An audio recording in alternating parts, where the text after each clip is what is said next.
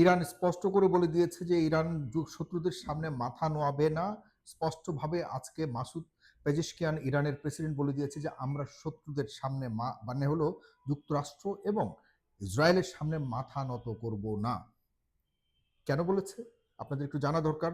গত কদিন যাবত তো যুক্তরাষ্ট্র এবং ইরান একে অপরকে বিভিন্ন ধরনের প্রস্তাবনা পাঠাচ্ছিল, বিভিন্ন ধরনের চুক্তি করবার জন্য চাপ দেওয়া হচ্ছিল ইরানের উপরে। যুক্তরাষ্ট্র বলেছে এইসব চুক্তি না মানলে ইরানকে একদম মানে ধ্বংস করে দেওয়া হবে, ইরানের সভ্যতা শেষ করে দেওয়া হবে। বহু হুমকির পর শেষ পর্যন্ত যুক্তরাষ্ট্র তথাকথিত শান্তি চুক্তি নামক একটি অশান্তির প্রস্তাবনা পাঠিয়েছে, যে অশান্তির প্রস্তাবনাটিকে স্পষ্টভাবে নাকচ করেছে। আজকে আজকে আপনাদেরকে বলে রাখি, আজকে 11ই মে 2026, আজকে সোমবার বাংলাদেশে আমি আপনাদেরকে আজকের একদম লেটেস্ট বিষয়গুলিকে জানাচ্ছি। শেষ পর্যন্ত দেখবেন ভিডিওটি প্রিয় বন্ধুরা যারা দেখছেন। মাসুদ পেজিশকিয়ান আজকে স্পষ্টভাবে বলেছে যে আমরা শত্রুদের কাছে মাথা নোয়াবো না, এবং যুক্তরাষ্ট্রের তথাকথিত শান্তি চুক্তির যে পয়েন্টসগুলি ইরানের কাছে পাঠিয়েছিল সেগুলিকে একরকম নাকচ করে তারা বলে দিয়েছে যে আমরা কোনোভাবেই আমাদের দেশের স্পেশালি আমাদের দেশের যে সবচেয়ে বড় সম্পদ হিসেবে আমরা যেগুলোকে ধরছি আমাদের জাতীয় সম্পদ, সেটি হলো আমাদের ইউরেনিয়াম বা পরমাণু অস্ত্র তৈরির যে প্রসেস রয়েছে, ইউরেনিয়াম সমৃদ্ধকরণ এনরিচমেন্ট প্রসেস, সেটিকে আমরা কোনোভাবে হস্তান্তর করব না। এই নিয়ে আমরা পরবর্তীতে আলাপ করব।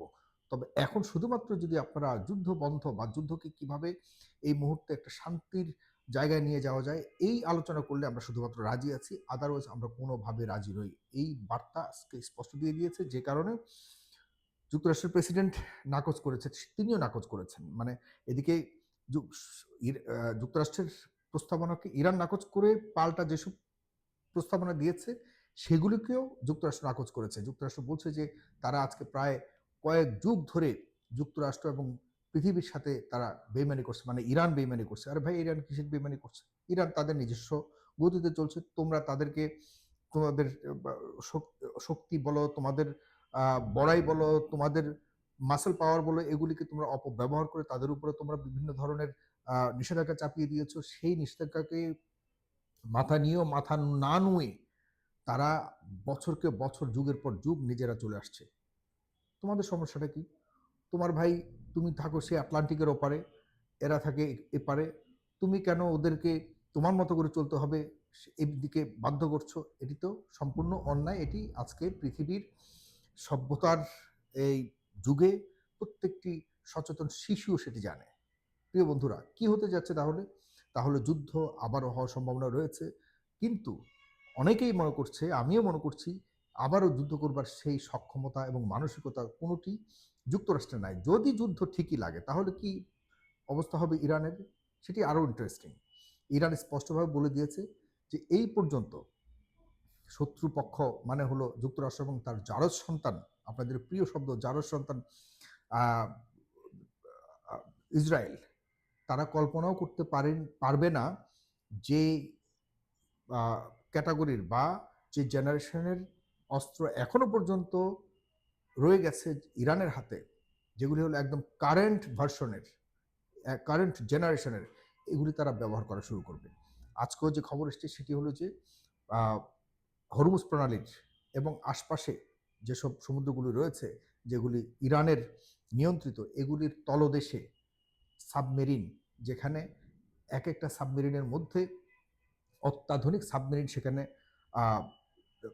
করা হচ্ছে, ডেপুট করা হচ্ছে, এবং সাবমেরিনের মধ্যে অনেকগুলি টর্পেডো এবং মাইন নিয়ে দিনকে দিন সেখানে থাকতে পারবে, পানির নিচে থাকতে পারবে। এই ধরনের সাবমেরিন জাহাজ মোতায়েন করা হচ্ছে ইরানের পক্ষ থেকে।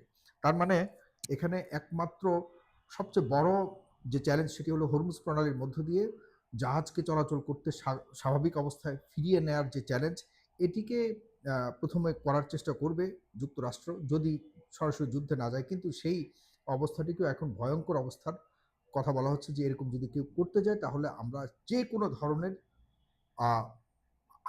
আক্রমণ বা হামলা আমরা করব। এবং ইরান স্পষ্টভাবে বলে দিয়েছে যে আমরা এবার এমন দেখাবো, মানে যুদ্ধের রকম দেখাবো যা শত্রুপক্ষ কখনো কল্পনাও করতে পারেনি। কল্পনাও করেন যে ভাষা আগে যুক্তরাষ্ট্র বলতো এই ভাষা এখন ইরান বলছে। সুতরাং আমরা ইরানকে কোনোভাবে হালকাভাবে দেখবার সুযোগ নেই, কারণ ইরান এর আগে ফিফথ ফোর্থ জেনারেশনের অস্ত্রগুলোকে ইউজ করেছে, এখন তারা অত্যাধুনিক অস্ত্রকে ইউজ করবে বলে মোটামুটি এই আলোচনা ভেস্তে যাওয়ার পর সারা পৃথিবী কিন্তু পৃথিবীতেই তেলের দাম বাড়তি। সুতরাং সামনে অনিশ্চয়তার মধ্যেই আমরা আছি, আমরা জানি না কি হতে যাচ্ছে। খুব বেশি ভালো ভবিষ্যৎ আমাদের সামনে অপেক্ষা করছে না। আমরা যে বিষয়গুলিকে আপনাদেরকে একটু জানাতে চাই, আর দু একটি বিষয় আমি জানাতে চাই, সেটি হলো যে ইরান যদি এভাবে চলতে থাকে তাহলে ইরানের একটাই বড় সমস্যা, সেটি হলো যে ইরান কতটুকু নিজেদের খাদ্য থেকে শুরু করে নিজেদের শক্তিতে তারা এই বড় বড় শক্তিগুলোর সাথে মোকাবেলা করতে পারবে। ইরান জানিয়েছে যে আমাদের কমপক্ষে 6 মাস আমরা আরও নিজেদের শক্তিতে আমরা চলতে পারবো, আমাদের কারো কোনো সহায়তা লাগবে না। এদিকে রাশিয়ার পুতিন প্রস্তাব দিয়েছে যে এই যে ইউরেনিয়াম এনরিচমেন্ট যে প্রজেক্ট রয়েছে সেটিকে প্রয়োজনে তার হাতে দিয়ে দেওয়া হোক, সে এটাকে সুরক্ষিত রাখবে। তাহলে এখানে এটা নিয়েই তো সবচেয়ে বড় ঝামেলা। এর ঝামেলার আপনার মূল কারণ এর আগেও আমি ব্যাখ্যা করেছি, আপনারা জানেন যে এখান থেকে খালি হাতে ফিরলে, এই ইরানের যুদ্ধ থেকে যদি যুক্তরাষ্ট্র খালি হাতে ফিরে, তাহলে কিন্তু এই যুক্তরাষ্ট্র এবং তার যার সন্তান পুরো মধ্যপ্রাচ্য থেকে খালি হাতে ফিরতে হবে। এর প্রধান কারণ হলো, আপনাদেরকে বারবার বলেছি, আবারও বলছি শেষ পর্যন্ত, কারণ হলো যুক্তরাষ্ট্রর এখানে একমাত্র উদ্দেশ্য এটাই যে এই মধ্যপ্রাচ্যের মধ্যে উপসাগরীয় যে দেশগুলি রয়েছে, সৌদি আরব থেকে শুরু করে, যারা পরিবারতান্ত্রিক শাসন করে আমাদের মধ্যপ্রাচ্যে, মুসলিম দেশগুলো, ছোট ছোট দেশগুলো, তারা মনে করে ইরান তাদের জন্য হুমকি। কারণ হলো তারা পরিবারতান্ত্রিক শাসন ব্যবস্থার মাধ্যমে সারা জীবন এই শাসন ব্যবস্থাকে সামনে নিয়ে যেতে চায়। তারা মনে করে যে এই মোটামুটি ফুললি ইসলামিক একটা কান্ট্রি হওয়া সত্ত্বেও যে চমৎকারভাবে ইরান গণতান্ত্রিক উপায়ে দেশকে পরিচালনা করছে, যদি একই উপায়ে এই উপসাগরীয় দেশগুলোকে পরিচালনা করার জন্য ওইখানকার মানুষ বা ওইখানকার যদি এরকম একটা সম্ভাবনা চালু হয়ে যায়, তাহলে কিন্তু তাদের পরিবারতন্ত্র শেষ হয়ে যাবে।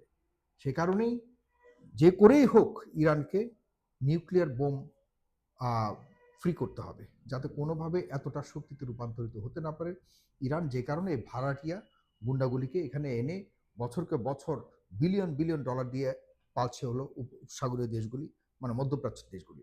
এখন মধ্যপ্রাচ্যের দেশ কেন দিবে টাকা পয়সা যদি এখান থেকে খালি হাতে ফিরে যায়? তখন তো ইরান শক্তিশালী হয়ে যাবে।